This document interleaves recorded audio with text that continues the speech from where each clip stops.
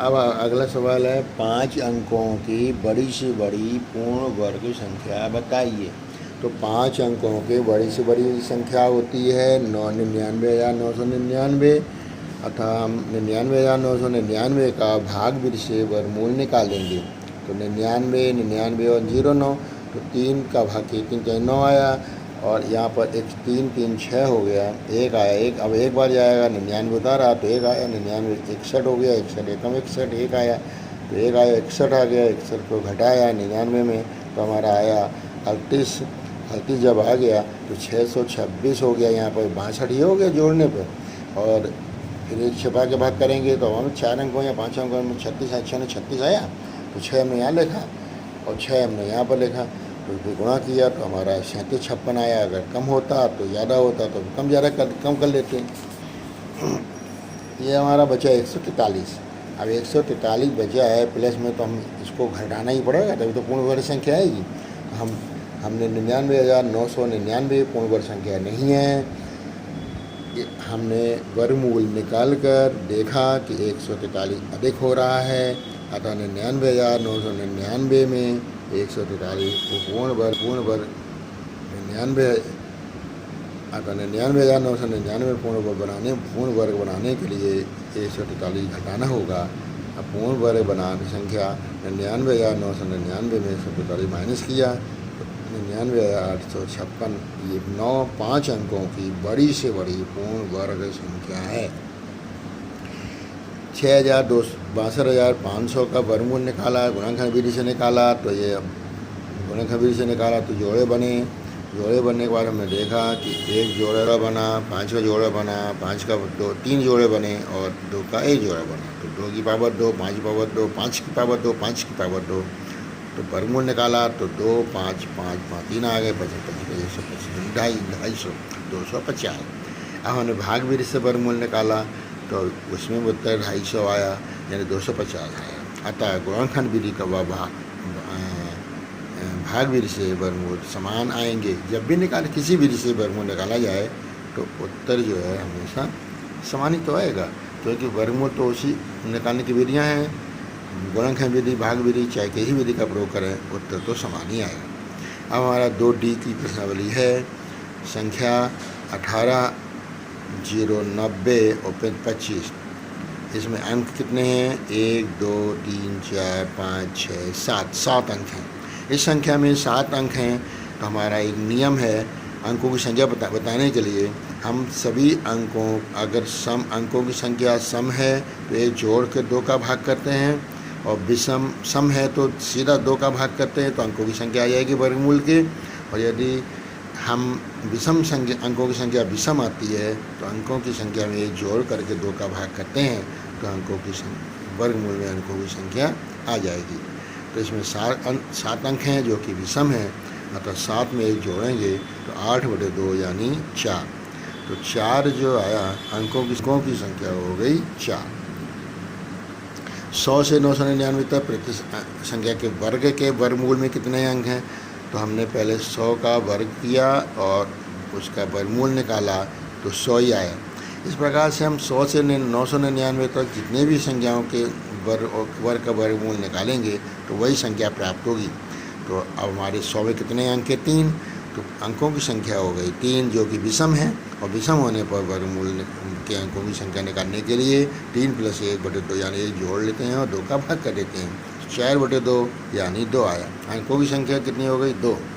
इसी प्रकार हम 999 का वर्ग निकालेंगे और 999 का वर्ग का वर्गमूल निकालेंगे तो 999 ही आएगा।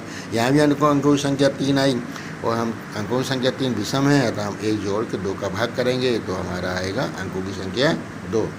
तो बीच की हम जितनी भी संख्या आएंगी उन सभी का वर्गमूल वही संख्या प्राप्त होगा।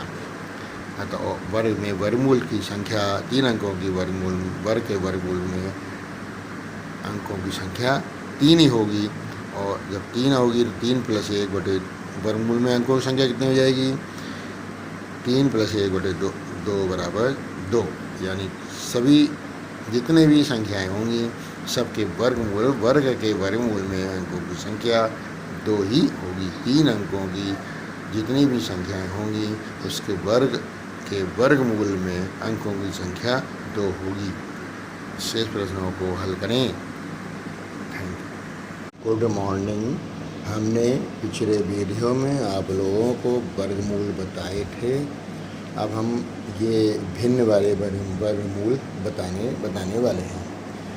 361/625 का वर्गमूल अगर हमें निकालना हो तो हम क्या करेंगे। ये हमारा फार्मूला है √a/b बराबर √a/√b, यानी अंश अलग हो जाता है और हर अलग हो जाता है, 2 भागों में बढ़ जाता है। तो इसको पहले हम √361 को अलग कर लेंगे और √625 को अलग कर लेंगे। अब हम 361 का वर्गमूल भागविधि से निकालेंगे तो ये हम जोड़ा बनाएंगे। तो ये पहला जोड़ा 61 का बनेगा, दूसरा 3 का बनेगा। 3 के आगे कि डबल नहीं, जोड़ा नहीं बन रहा है तो हमने 0 लगा दिया तो 03 हो गया। अब 1 एकम 1 और बचे 2, उतारे हमने 61।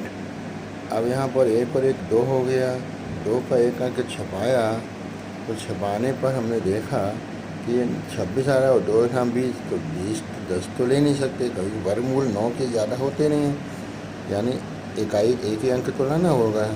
भाग में 0 0 0 से 9 तक के चलते हैं, कभी 10 बार भाग नहीं दिया जाता। तो 9 आया तो 9 हमने यहाँ रखा 9 में 81, 8 9 18 26, यानी मिलान हो गया, कट के 0 आ गया, यानी उत्तर आ गया 19। इसी प्रकार से हमने 625 का वर्गमूल निकाला तो उत्तर आया 25। हमारा 361 का उत्तर 19 और 625 का वर्गमूल 25। 361 का वर्गमूल 19 और 625 का वर्गमूल 625, हमारा उत्तर ±19/25। इसी प्रकार से 21 से 51/169 इस संयुक्त भिन्न है, इसको हम साधारण भिन्न बनाएंगे। तो 169 में 21 का पहले मल्टीप्लाई होगा, गुणा होगा, फिर उसको 51 को जोड़ लेंगे, हमारा आएगा 3600/169। फिर अंश अलग हो जाएगा, हर अलग हो जाएगा, 136/169 बराबर इसका वर्गमूल इसी प्रकार से निकाला तो ये 60 आया। वर्गमूल में 2 जीरो का 1 जीरो हो जाता है और 169 का वर्गमूल निकाला तो आया 60/13 ±।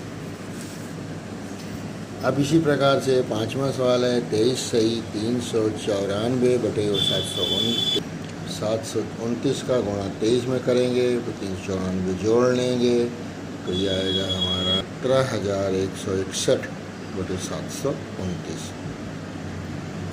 17,159 अलग कर लेंगे और 729 अलग कर लेंगे, अंश अलग हो जाएगा। इसका वर्गमूल निकालेंगे 61 का, तो जोड़े बनाएंगे। 61 का अलग, 71 का अलग, 1 का अलग, 1 एकम 1 तो 1 आया, फिर 1 और 1 2 आया, फिर हमने ऊपर से 71 उतार लिया तो हो गया हमारा 71 और यहाँ पर 2 आया था, 1 छपाया तो 2 का भाग किया, साथ में 3 आया, 3 यहाँ लिखा। अनुमान विधि है, अनुमान से लगाते हैं तो 69 2 बचे, 61 ऊपर से उतार लिया, 2 हो गया 261, यहाँ पर हमारा हो गया 26, 1 छपाया तो आया 26। अब 26 से कम 26 एक बार जाएगा तो 1 यहाँ लिखा और ऊपर लिखा तो हमारा उत्तर आएगा 131 और यहाँ भी कट गया। कटे न गए इससे मतलब नहीं है, वर्गमूल तो हमारा चलते रहेगा। और 729 का हमने जोड़े बनाए तो 29 का एक जोड़ा बना, 1 7 का बना, 2 दूनी 4, 3 बचा, 2 2 4 हो गया, 4 8 32 8 आया, लेकिन 8 पूरा देंगे नहीं, अनुमान लगाया, 1 कम कर लिया तो 7 आया, 7 7 49, 9 28 32। जो बताया था कि अगर नहीं अनुमान लगाने पर यहाँ जो नंबर आएगा उस नंबर उस अंक में अगर ज़्यादा पड़ जाता है तो एक नंबर कम कर लेते हैं और ज़्यादा पड़ता है, और अनुमान लगभग बराबर ही आता है। कभी कभी अंतर आ जाता है अनुमान में। 3 है, सवाल नंबर 3 है, वह छोटी से छोटी प्राकृतिक संख्या ज्ञात करिए जिसे 49 31 में जोड़ दें तो योगफल पूर्ण वर्ग बन जाएगा। ये सवाल नंबर 3 है। और चौथा है, वह छोटी छोटी पूर्ण प्राकृतिक संख्या निकालिए जिसमें 15,265 में घटाने पर शेषफल पूर्ण वर्ग हो जाएगा। अब ये योगफल और घटाने वाले सवाल हैं, और पीछे हमने 2 सवाल बताए थे, उसमें गुणा करने वाले थे और भाग करने वाले थे। तो ये ध्यान रखना, जब हम योगफल और घटाने को कहेंगे तो भाग विधि का प्रयोग करते हैं, और जब हम गुणा करने और भाग करने को कहेंगे तो हम गुणनखंड विधि का प्रयोग करते हैं। तो यहाँ पर हमने 49 31 हमने वर्गमूल निकाला, जोड़े बनाए तो 49 का जोड़ा बना, 1 31 का बना, तो 7 7 49, 7 आया, 49 कट गया, तो यहाँ पर हमने 31 उतारा, 31 उतारा, और यहाँ पर 7 7 14 हो गया। अब क्योंकि यहाँ तो बहुत कम संख्या है, ये तो 31 है और यहाँ पर 14 है, अब एक अंक और आएगा तो 3 अंकों की हो जाएगी, और यहाँ पर 1 2 ही अंक हैं, अब दूसरा तो है, तीसरा तो है नहीं, तो यहाँ पर हमने 1 लगाया और 1 यहाँ लगाया, 1 से कम कोई संख्या होती नहीं, तो 1 हम 141 आया, दोनों को घटाया तो माने 110 आया, क्योंकि 110 हमारा कम पड़ रहा है। 49 31 का वर्गमूल निकालने पर हमने देखा कि 110 कम आ रहा है, अतः हम संख्या में 49 31 में 110 जोड़ दें तो पूर्ण वर्ग बन जाएगा। अंडरस्टैंड? आगे ना समझ में आ गया हूँ? तो हमारा पूर्ण वर्ग संख्या क्या है? 49 31 प्लस 110 बराबर 50 41। ठीक, ओके। इसी प्रकार से 18 265 का हम निकालेंगे, जोड़े बनाएंगे, 3 जोड़े बनेंगे, 1 1 हम 1, इसी प्रकार से 23 वर्गमूल निकालने के बाद हमारा यहाँ आया तो 135 आया। यहाँ इसी मतलब नहीं है, हमारा यहाँ पर कितना 40 कम पड़ रहा है, ज़्यादा पड़ रहा है, तो वर्गमूल निकालने के बाद हमने देखा कि 40 अधिक आ रहा है, अतः हम संख्या 18 265 में 40 घटा दें तो पूर्ण वर्ग बन जाएगा। अंडरस्टैंड? पूर्ण वर्ग संख्या आई हमारी 18 265 माइनस 40 बराबर 18 225। यहाँ ज़्यादा पड़ता है तो घटा देते हैं, कम पड़ता है तो ये जोड़ दिया जाता है, और जोड़ने और घटाने के नियम में भाग विधि का प्रयोग करते हैं, और जब गुणा करने और भाग करने को कहा जाए तो हम गुणनखंड विधि का प्रयोग करते हैं।